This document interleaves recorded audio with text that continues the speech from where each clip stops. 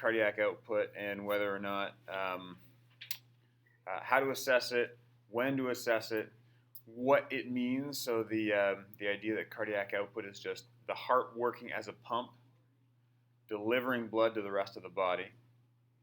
And then assessing cardiac function, we talked way at the start when we introduced the cardiac stress test, nuclear stress test, the angiogram, assessing the supply of blood to the heart tissue proper, and therefore the ability of the heart to work as a pump.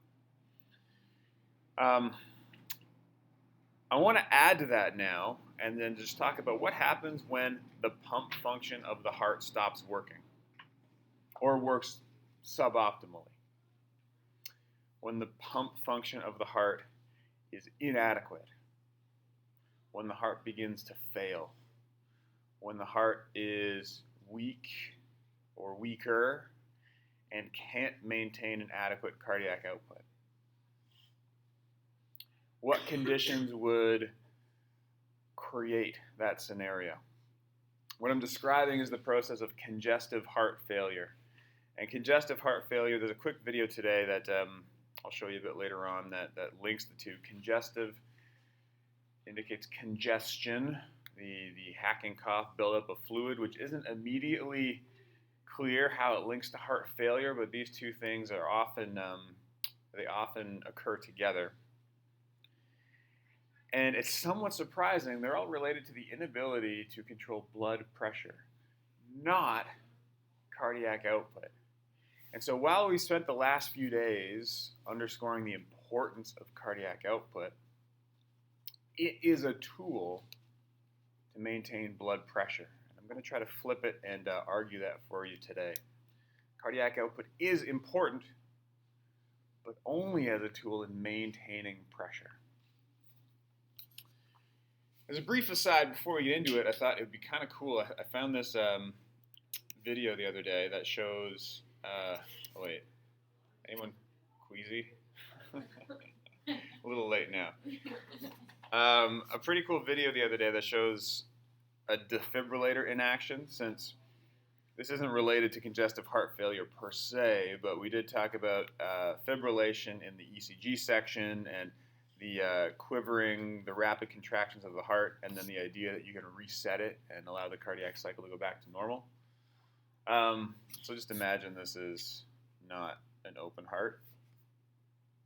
And you can see the ECG down here on the bottom, the quivering, unorganized electrical contractions that when shocked resets the heart, resets the cardiac cycle, and the SA node takes over again. So not in its appropriate section, I just thought it was kind of a cool video to see it in the flesh, literally.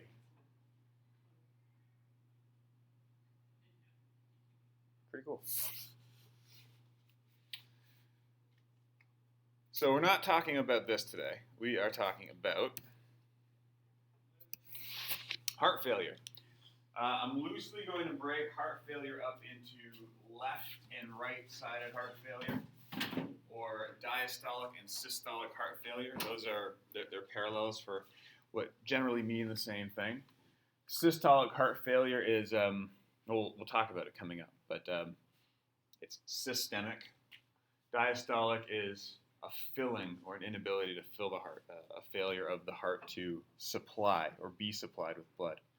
Loosely, they're called left versus right side because the left side of the heart deals with systole and pumping blood to the body. The right side of the heart deals with filling the return of blood and then delivery to the low pressure pulmonary areas. We're going to go in depth on a few advanced concepts of the cardiac, well, not the cardiac cycle, but control of the cardiac cycle, control of blood pressure primarily, preload, afterload, and contractility, which you've maybe heard about, but we haven't looked in depth, certainly in this course, so we'll do that a little bit now to understand how the heart function is compromised. These elements of heart function are compromised. And then we'll link these to heart failure. So how does heart failure progress? There's a gradual spectrum. Again, it's not something that you can contract that happens overnight. There's gradually an inadequate cardiac output or an oppressive systemic pressure. There are contingencies in place to overcome that inability to supply blood to the body. Those tend to worsen the situation, though, resulting in the buildup of fluid and the congestion that are associated with congestive heart failure.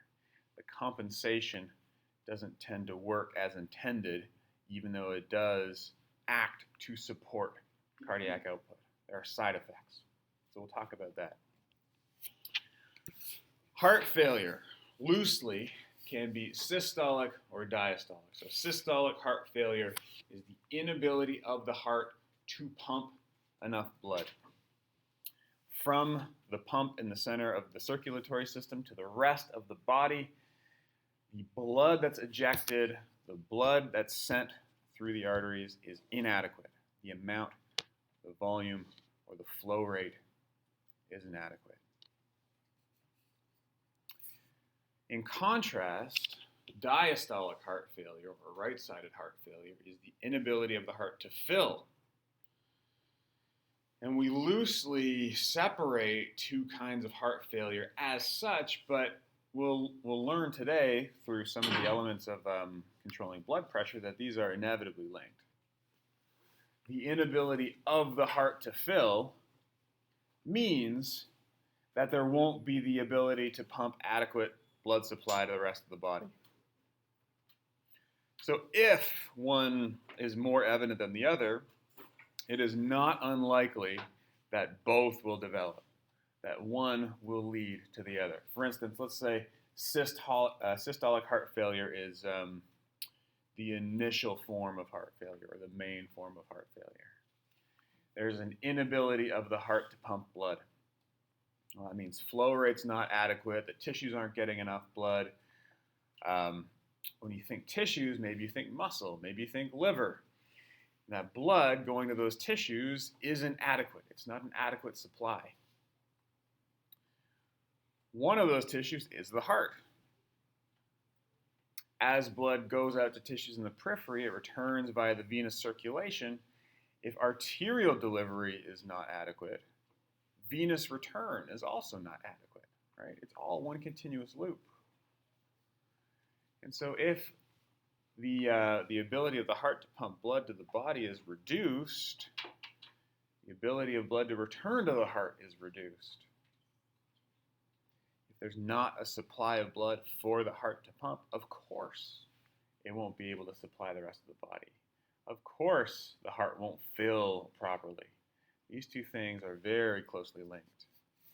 Systolic is most common because of our sedentary lifestyle, and we'll talk about what causes systolic shortly, but it certainly will feed back and accelerate diastolic heart failure.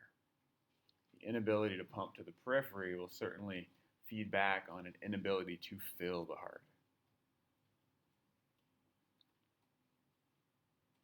So systolic is most common, largely because of the high prevalence of hypertension. How does hypertension relate to heart failure?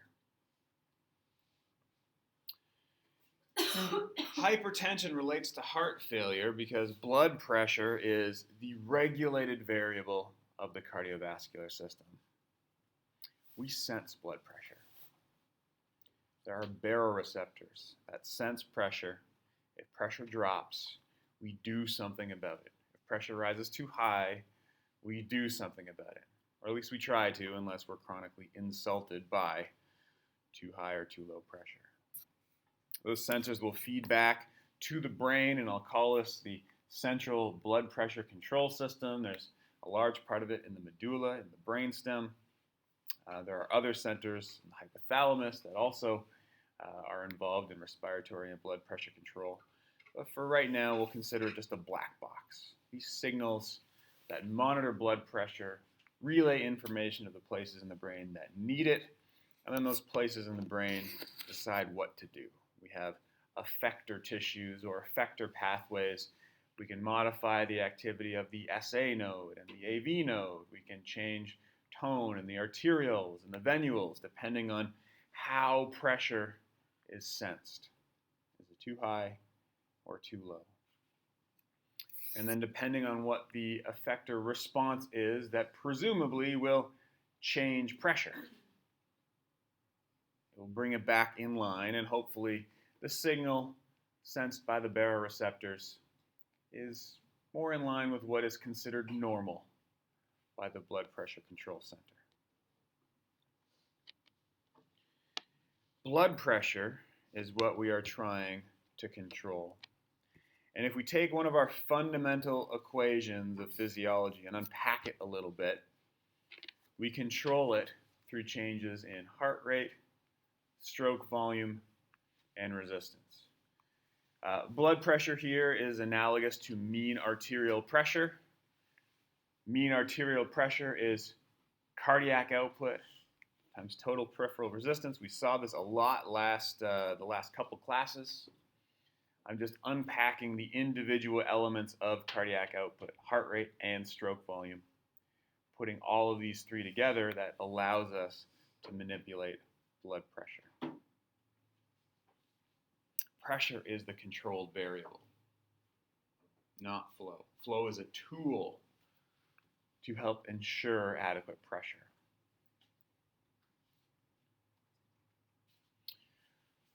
You can think of it in terms of going back to that hose example. I talked briefly about using a hose to flood a hockey rink, the quintessential Canadian example. Maybe a better example is to use a hose to put out a fire, for instance, where you have to direct water flow to something that's on fire to put it out. If you have just a normal hose with no head on it, no handle, and you turn the faucet on, water pours out, right, in a stream. Pretty limp stream, 2-3 feet. So in order to direct the water towards the fire, what do? You put your finger over the end of the nozzle, right? Water sprays out in a stream, much faster, much farther. What are you doing in that case? You are increasing resistance to flow, right, by putting your finger over the end of the hose.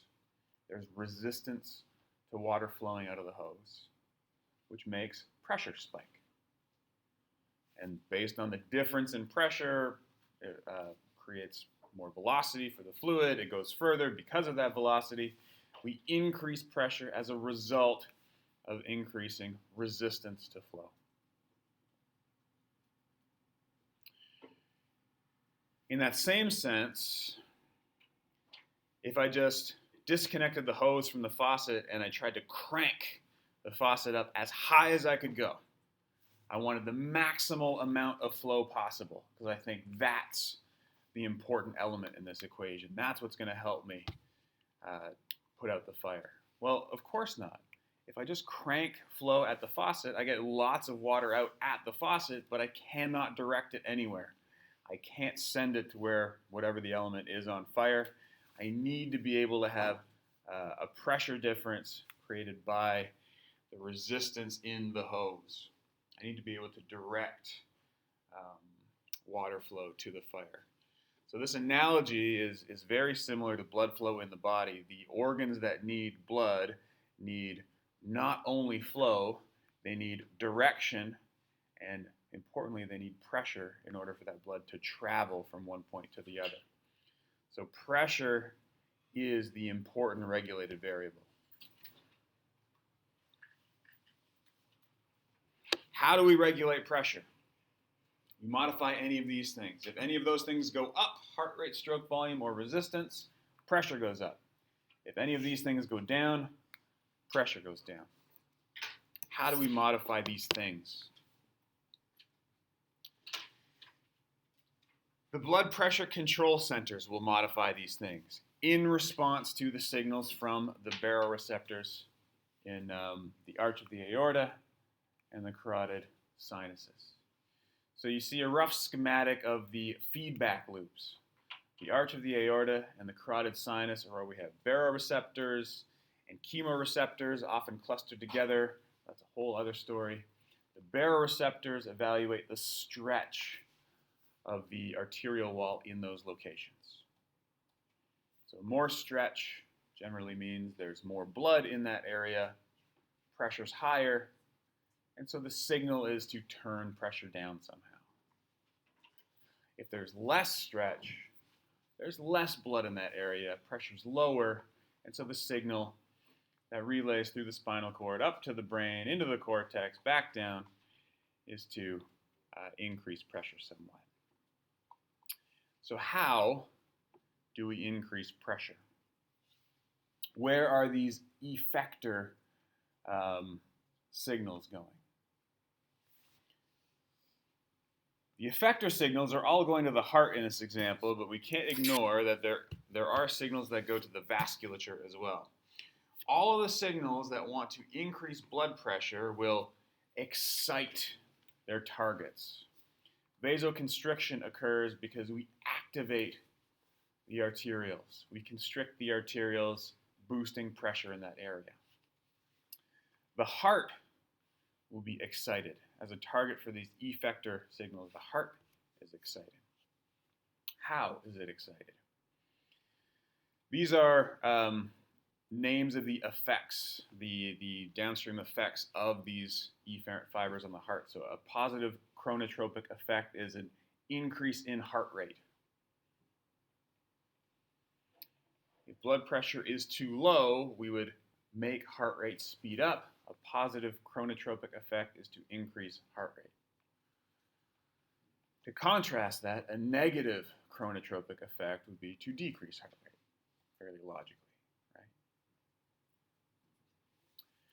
We don't often reference the positive dromotropic effect, which is the speed of conduction, the speed of the cardiac cycle.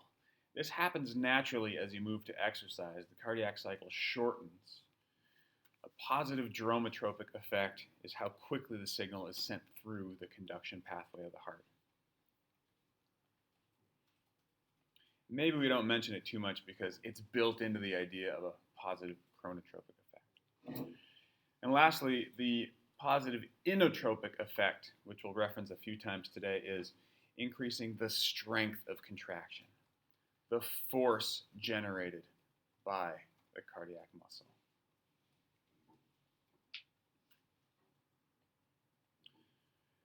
So these characteristics will result in changing heart rate, changing stroke volume, changing cardiac output.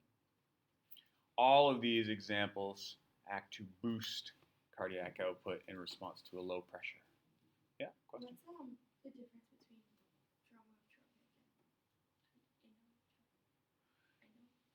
dromotropic is the speed of conduction of the action potential of the signal, and inotropic is the force generated by the muscle tissue.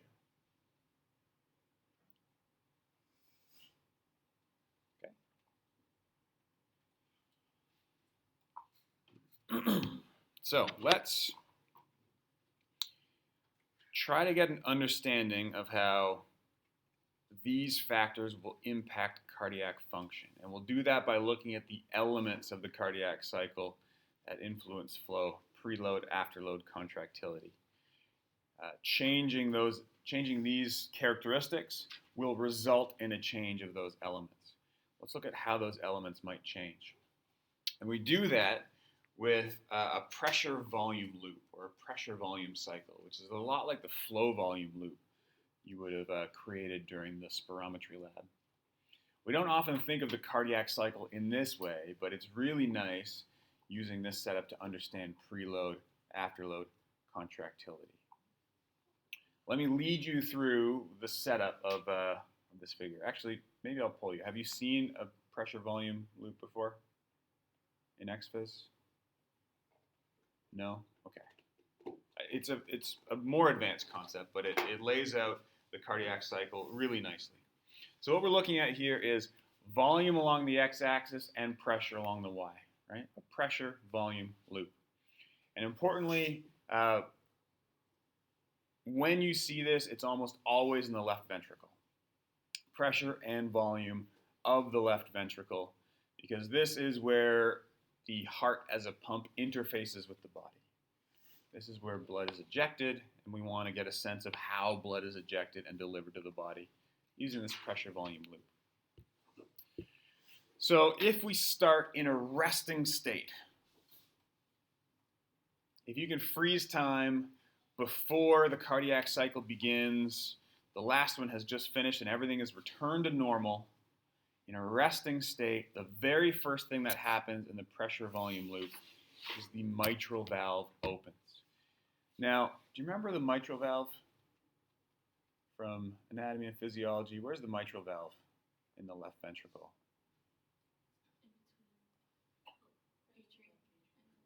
Yes, in between the atrium and the ventricle. It's the atrioventricular valve on the left side of the heart, also known as the bicuspid valve because there are two cusps.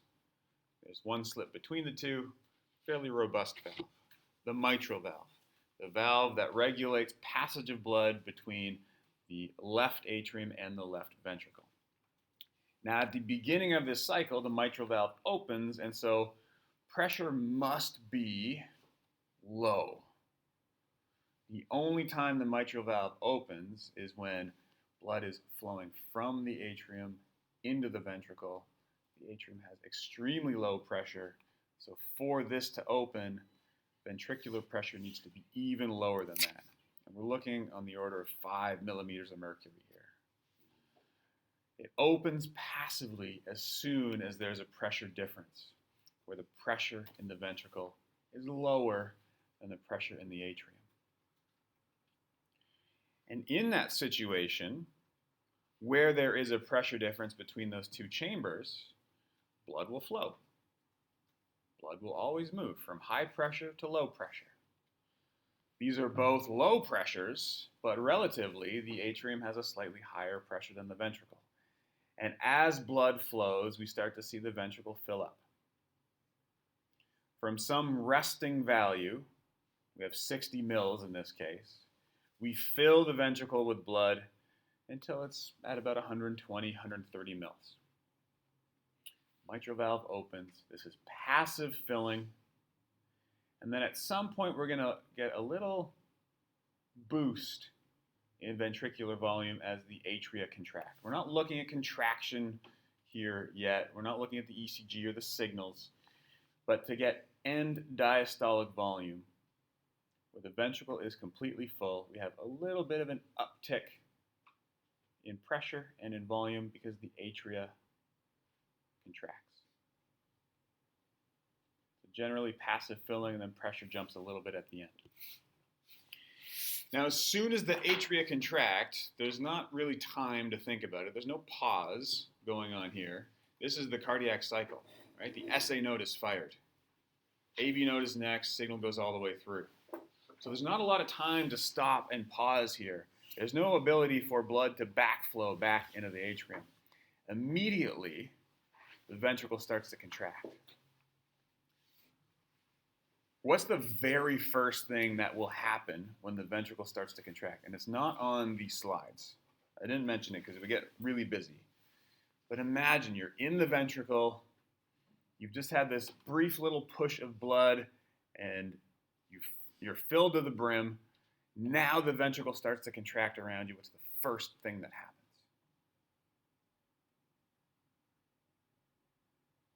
And it is correcting or addressing, it's the opposite of something that's on the slide. First thing that happens. Closing the mitral valve, absolutely. As soon as the pressure in the ventricle starts to go up, blood's going to look for somewhere to go, moving from high pressure to low pressure, and it will snap the mitral valve shut. That is important to acknowledge because this next phase assumes blood's not moving. Blood is only not moving if it's in an enclosed space. The valve has to be closed for it to be in an enclosed space. So at the end of diastole, the ventricle's full, the ventricle starts to contract, it closes the mitral valve. The other valve in the ventricle is also closed. Do you remember what the other valve is that gives access to the left ventricle or leaving the left ventricle? Aortic valve, absolutely. Mitral valve in, aortic valve out. Those are the only two entry points to the left ventricle. Both of them are closed. because pressure is in between the two. Pressure is higher than it is in the atrium, but still building. It builds until a point where it reaches or matches the pressure at the aortic valve.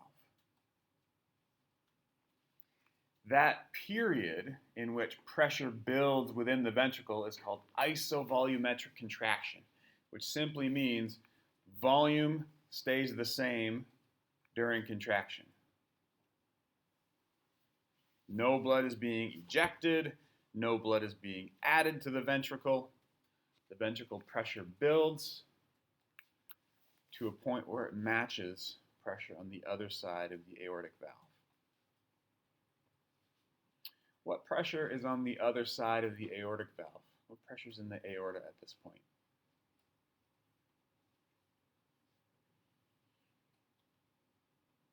You can either read it off of the slide or think about it logically. What pressure is in the aorta?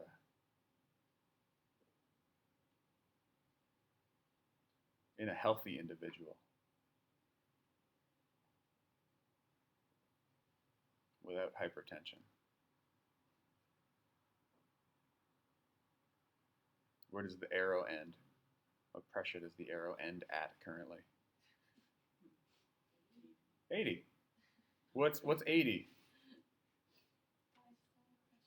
Okay, good. It's resting pressure in all of the arterial system. We started at rest. The heart is filling. Everything is resting after the last heartbeat. Pressure on the arterial side is at diastolic pressure, at the resting tension in the arteries. So it's 80 millimeters of mercury. The heart will contract. Pressure builds in the left ventricle until that pressure reaches diastolic pressure or resting tension. At that point, all of a sudden, pressure in the ventricle matches pressure outside. The heart continues to contract, pressure builds, and it supersedes the pressure outside. So what happens as soon as pressure in the ventricle goes above pressure in the arterial system? Valve opens. Pressure difference. Everything is gradients. Pressure gradients. The valve opens. The aortic valve opens. The heart, importantly, continues to contract. The ventricle doesn't stop contracting just because the aorta opens. It's still squeezing blood out. It's still building pressure. The muscle's still shortening. But because the aortic valve is open, now blood has an escape. The ventricle specifically continues to squeeze, blood is ejected, and pressure peaks conveniently at 120 millimeters of mercury. This is the maximum pressure generated by the left ventricle. It matches systolic pressure as you read it with a stethoscope or a blood pressure cuff. This is where systolic and diastolic pressure come from. So this entire time, from the end of this dashed line at the bottom right, all the way to the end of this second solid arrow, the ventricle is contracting. The ventricle is contracting. It's contracting in such a way that pressure builds, and then when pressure builds high enough that it opens up the aortic valve, then the ventricle starts to shorten, the muscle tissue starts to shorten, it pushes blood out. The peak of the length tension curve is at the peak of this pressure curve, and then we get to the end of contraction. The force drops off as the fibers all cram together and we lose that ability to generate force in the ventricle. But that's fine. We've reached the end of our ability to shorten the cardiac muscle. We've also reached the end of systole. The end of systole. We've ejected some amount of blood. There's a residual pressure. We can't shorten anymore. We're at the end of the cardiac cycle, and now the ventricle relaxes. It's squeezed out as much as it can, and now the fist starts to unclench. As the fist unclenches, tension drops. As soon as pressure inside the ventricle falls below arterial pressure, the aortic valve snaps shut again. And now we're in this odd no man's land or no woman's land where there's no blood moving in or out. Tension is just dropping. Pressure in the ventricle is between aortic and atrial pressures. And so this is a period known as isovolumetric relaxation. Volume stays the same during the opposite of contraction as the heart relaxes.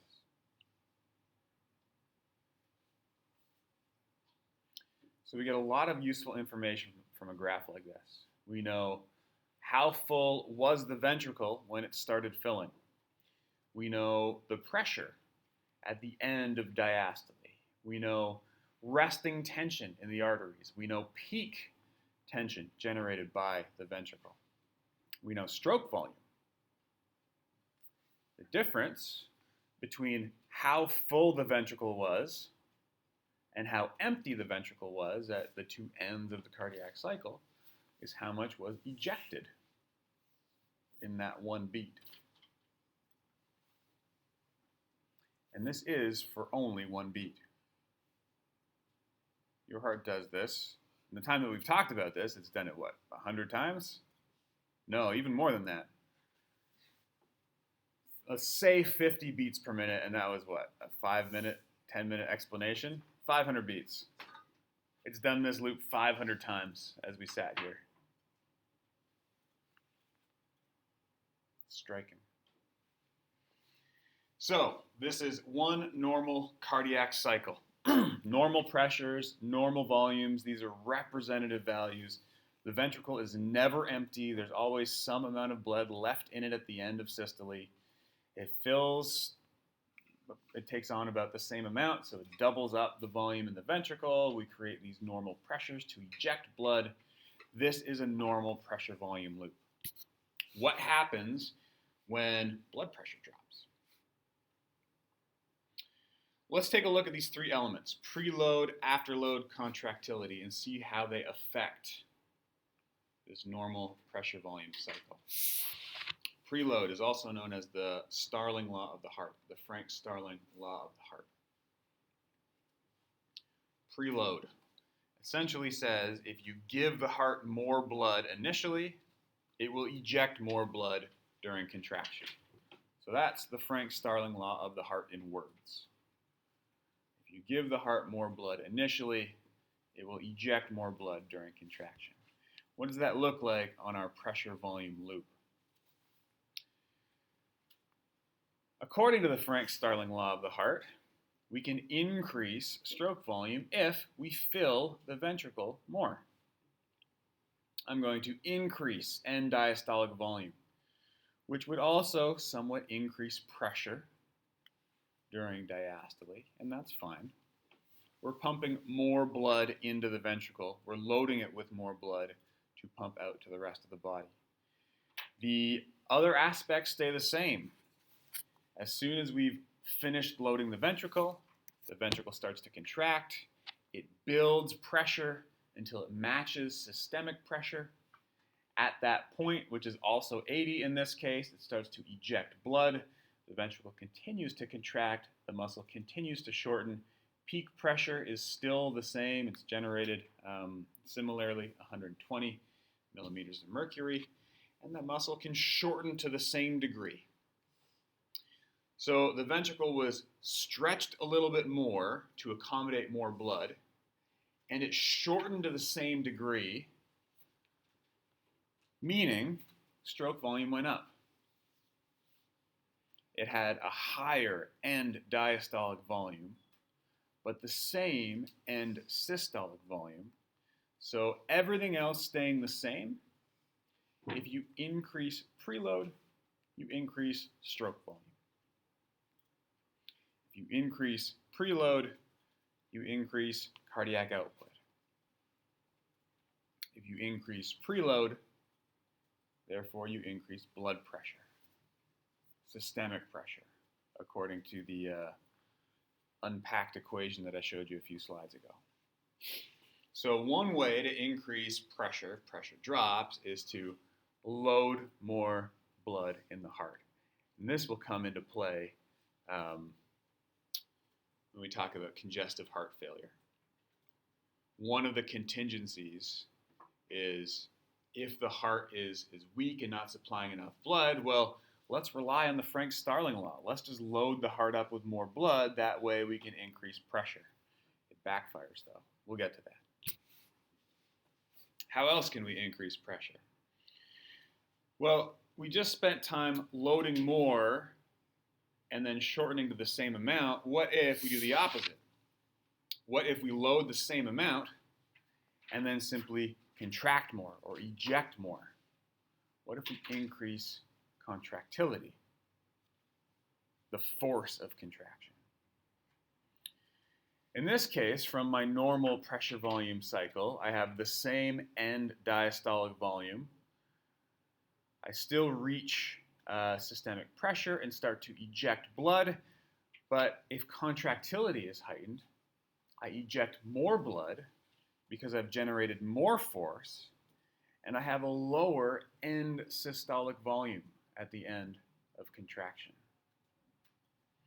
A lower end systolic volume from the same end diastolic volume means that stroke volume has increased.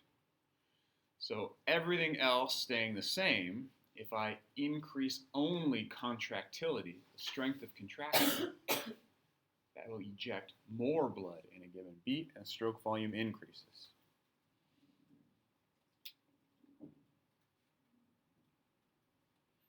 So far, the excitatory signals to the heart seem to independently increase stroke volume.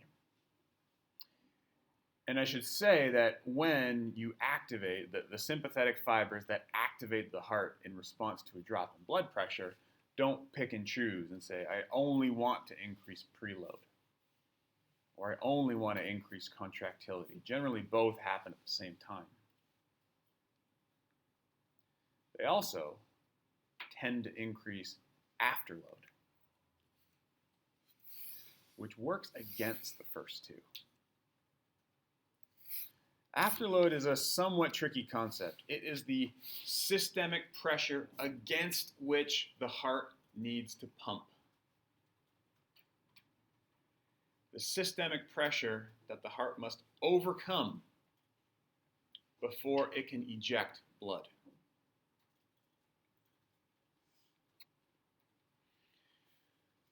So where would you say, without looking at the slides, those of you that have the slides, what would that look like if the systemic pressure against which the heart has to pump is higher than normal?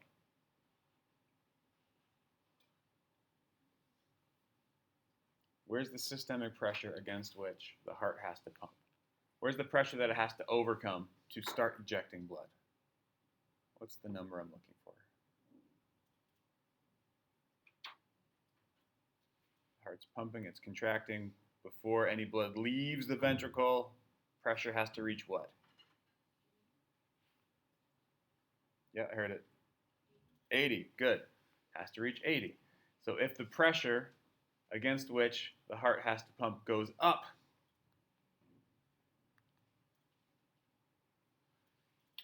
it means that for the same contraction, you've spent more time building tension in the muscle. It's further into its contraction before the aortic valve opens, meaning there's less contraction remaining for blood to be ejected, and systolic volume ends up higher than normal. The heart has to do more work before it can start ejecting blood, and if each cardiac cycle, each contraction is some set amount of work, there's less for it to do during ejection, and systolic volume is higher. So all else constant, increasing afterload will decrease stroke volume.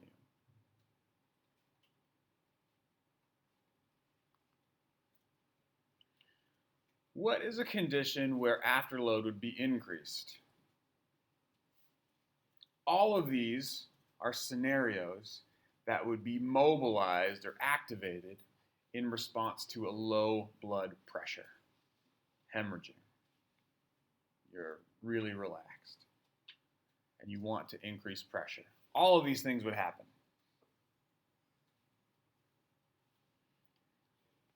What causes an increase in afterload?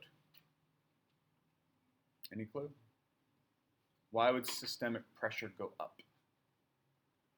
The pressure against which the heart has to pump, why would that go up?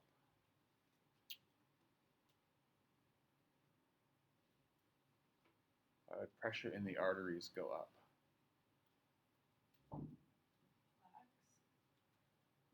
Possibly, okay. Plaques would take up room in the arteries. And that would happen over a long period of time. So it wouldn't be an acute change in pressure. It would be a gradual building or increase in systemic pressure. That's true. What would cause a temporary, transient increase in afterload? Would it be the first two that cause the last one, or do they all happen at the same time? That's an interesting prospect. The first two, would it cause the last one? Or do they all happen at the same time? They do all happen at the same time. If they didn't, then increasing preload and increasing contractility would increase cardiac output, which would serve to increase pressure. And then pressure being higher would feed back onto the cardiac cycle with an increased afterload. So I liked your line of thinking. The first two would cause this third one, but the third one does happen at the same time. And it's because of that auxiliary branch that we looked at on the brainstem slide. And I'll pop back there real quick. That wasn't really shown. When blood pressure drops, we also vasoconstrict. We activate the heart and we activate the arteries. The arteries are constricted, which increases pressure in the vasculature, meaning pressure in the vasculature goes up, resting pressure goes up, and the heart has to do more work before it can pump blood to the periphery. This is also what happens when you go to exercise, right? You need pressure to go up when you go to exercise. You start to activate the heart. It pumps faster, more forcefully. Pressure goes up in the arterial system. And so it seems like increasing afterload would work against an increase in preload or contractility, but it must be overridden. It must be overridden. You've measured blood pressure at rest and during increasing exercise. Blood pressure goes up, cardiac output goes up. This must be overridden during exercise. It can't stop the heart from pumping, let's put it that way. So these are the ingredients to affecting cardiac output and then affecting systemic pressure. Now, where does this go off the rails? This is normal function. Changes in afterload happen normally. Changes in preload happen normally. Changes in contractility happen normally, and they happen on a minute-by-minute, moment-by-moment basis in response to whatever the pressures are in your body right now. How does this result in congestive heart failure over time? Don't take my word for it. I'll show you a quick video. About the process in that video. That was only a minute. They go through a lot of detail, which is good. If the heart is ever not able to satisfy the demands of the body, we try to accelerate the heart, right? Make it pump faster, increase contractility. If the heart is ever not able to pump enough blood, we activate the heart so that it does pump more blood. If that situation snowballs or escalates, what we end up with is hypertrophy. The heart gets bigger and bigger. It's training, essentially, like any muscle would train. It needs to pump faster, more forcefully, and if it does that enough, you can start to see the heart get bigger, the walls get thicker. What we're going to come back to is the idea of fluid retention. So the kidneys are working apart from the heart, and the side effect of the heart pumping more and more blood or being more and more active is sensed by the kidneys as, well, the heart's probably only doing that because there's not enough blood to pump. So what can we do as the kidneys to make sure there is enough blood? The kidneys set out to conserve fluid, to increase blood volume, because they say that will increase the amount of supply the heart has on hand. And according to the Frank-Starling Law of the heart, if there's more supply, it makes the heart's job easier to pump more blood to the rest of the body.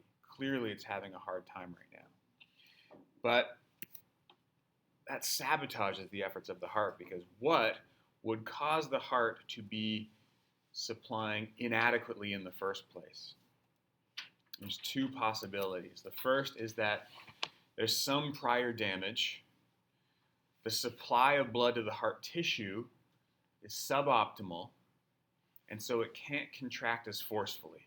It can't eject as much blood as it needs to. And in this case, the heart would be activated. We would try to increase contractility and preload because it's weak due to previous damage.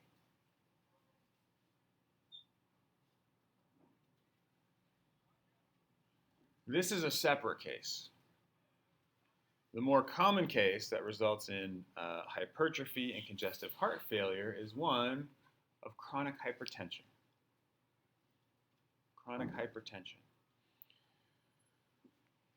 All those things that we talked about, chronic high salt intake, low physical activity, high BMI and body mass, all the things that make or tend to be associated with an increase in blood pressure, a chronic increase in blood pressure, means the heart has to work harder.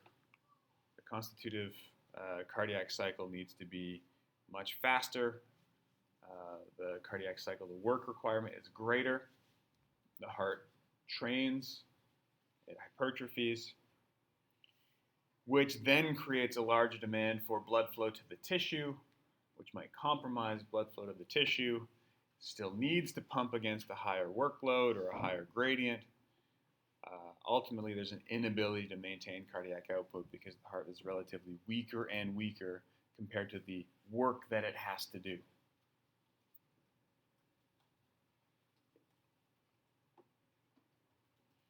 So the heart's blood supply is reduced by a previous injury or previous infarct on the right-hand side of the slide, where contraction is weaker, and so the heart is activated as a result.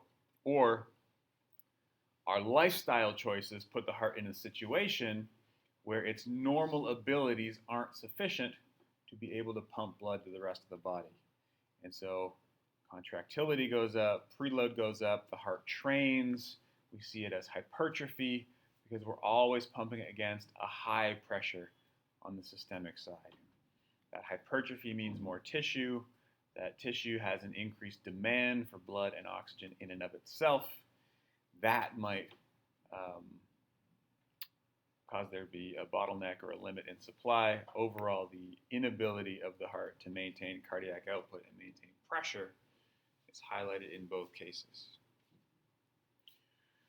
So let's try to understand the progression of heart failure. If there's a situation of increased pressure where cardiac output is compromised, pressure's higher, cardiac output is lower, which would normally decrease pressure. We need to defend pressure within the body. So what we do is increase resistance to flow. If the heart becomes weaker and can't adequately supply the body, One of the ways that we can compensate for that is to increase resistance. We're trying to increase heart rate and stroke volume throughout this whole process, but if that's still suboptimal, we can also vasoconstrict, increase resistance to flow, which would help to maintain pressure. What that looks like on our newfound pressure volume loops from a normal individual, shown here in the middle, with now a stylized blob instead of dashed lines to make it a little bit more friendly.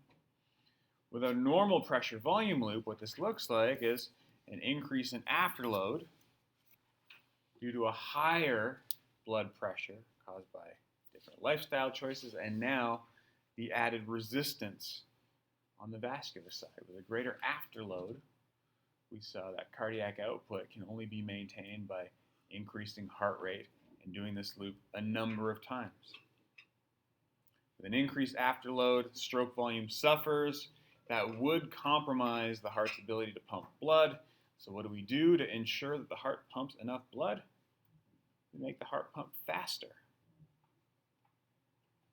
Make the heart pump faster against a higher pressure. And so you can imagine the workload of the heart goes up. One of the ways that we can measure the workload of the heart is called the rate pressure product.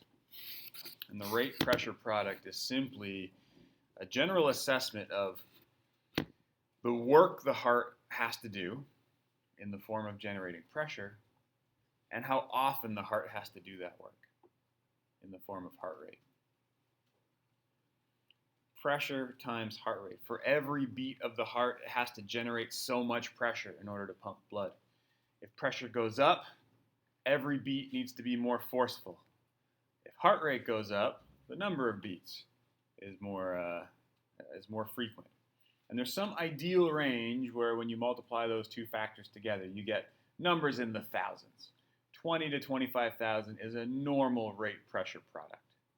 Mean arterial pressure, somewhere in the 100, 120s, 100, 110 maybe. Heart rate somewhere in the 80s. That doesn't make a lot of sense. That would be 8,000.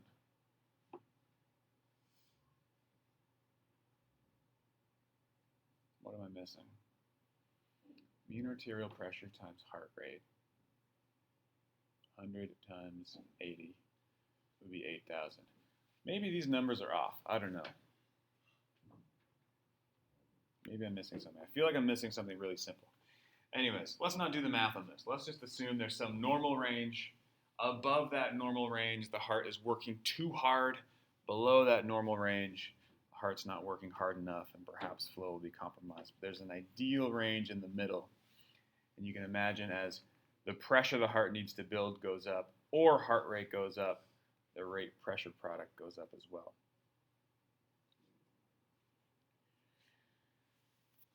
This is a normal-ish response. This is the start of heart failure, the start of the progression towards heart failure. If you want to look at what this pressure volume loop looks like in someone that's fully progressed, a fully progressed heart failure patient, this is from severe cardiac weakness. So the heart is trying to pump more blood. The pressure against which it's pumping is massively large. The heart itself can't get enough blood supply. The demands of the tissue are too large because it's started to hypertrophy. There's a lot of tissue. So in a fully progressed congestive heart failure scenario, the heart is pumping really, really quickly to try to maintain flow. And it's not pumping nearly as much blood as we would expect with each beat. And in fact, systolic and diastolic pressures are somewhere over here. End systolic pressure at the beginning of this dashed arrow might be somewhere in the order of a normal diastolic pressure. In progressive heart failure, we have higher end diastolic volume, we have higher end systolic volume. Notice the reduced ability of the heart to generate pressure. The pressure the heart generates is only around 80 millimeters of mercury. Stroke volume is drastically reduced, significantly reduced stroke volume in heart failure. But we pump faster in order to try to deliver blood to the periphery. And this is a progression. You can measure changes in the pressure volume loop over time as changes in the end systolic pressure volume relationship. So where this line sits at rest, how steep this line sits at rest, gives you a sense of the degree of progression of heart failure. If it's relatively steep and we're connecting zero pressure and zero volume to end systolic pressure and volume, the end systolic pressure volume relationship, or ESPVR. A very steep line indicates healthy cardiac function, and this will progressively be depressed in heart failure. So the ESPVR in this case, very shallow, much reduced. The end systolic pressure volume relationship, for every pressure for every volume, for a given volume, there's a much lower pressure.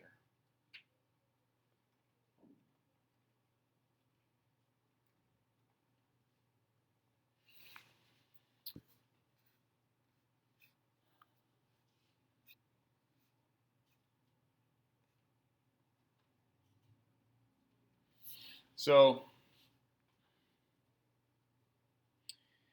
the contingencies that come into place. The heart is trying to supply adequate blood, but it is not doing its job properly. Other tissues in the body sense this. The kidneys sense this. Oh.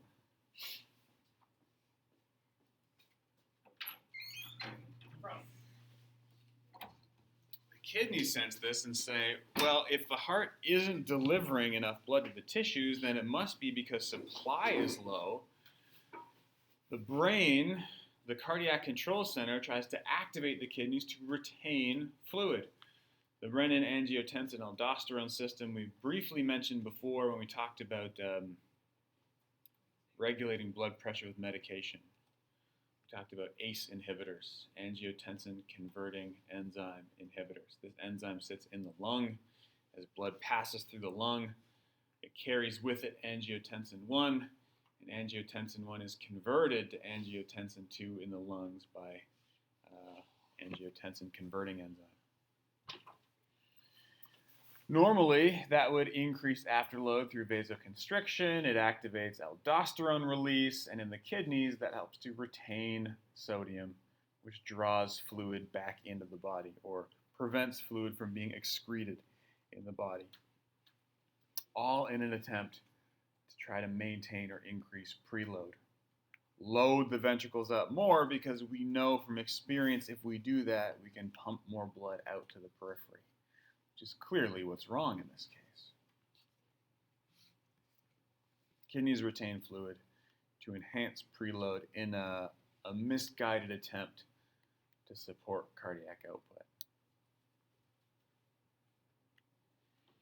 The consequence of this is that the body as a whole starts to retain fluid. We're trying to boost blood volume so there's lots of supply available and the heart can adequately deliver blood to the periphery. But by reabsorbing all of this fluid, we start to observe some congestion. The fluid retention results in congestion. Tissues of the body start to retain fluid, and depending on the severity, can result in edema, excess fluid storage in those tissues. One of those tissues that is susceptible because of its inherently low pressures, and fluid likes to pool in places of low pressure, are the lungs. The kidneys reabsorb fluid. That fluid is distributed throughout the body. The lungs with a very low pressure tend to allow fluid to accumulate. It's not pushed out of the lungs. That results in fluid accumulation and a rough, hacking cough indicative of the congestive element of congestive heart failure. Now, the fluid and pressure differences that are caused by fluid collection in the lungs cause some of the capillaries to rupture. And you can see some of these macrophages will consume red blood cells that get into the alveoli, across the capillaries, inside lung tissue. And they are laden with the heme that's normally contained inside red blood cells. And so you can take a slide that looks at some of the tissues in the lung cells and see these iron-laden cells that are called heart failure cells, or hemosiderin macrophages, I think, if I'm pronouncing that correctly, which are only indicative of rupture due to fluid accumulation. This usually only occurs with congestive heart failure, severe congestive heart failure.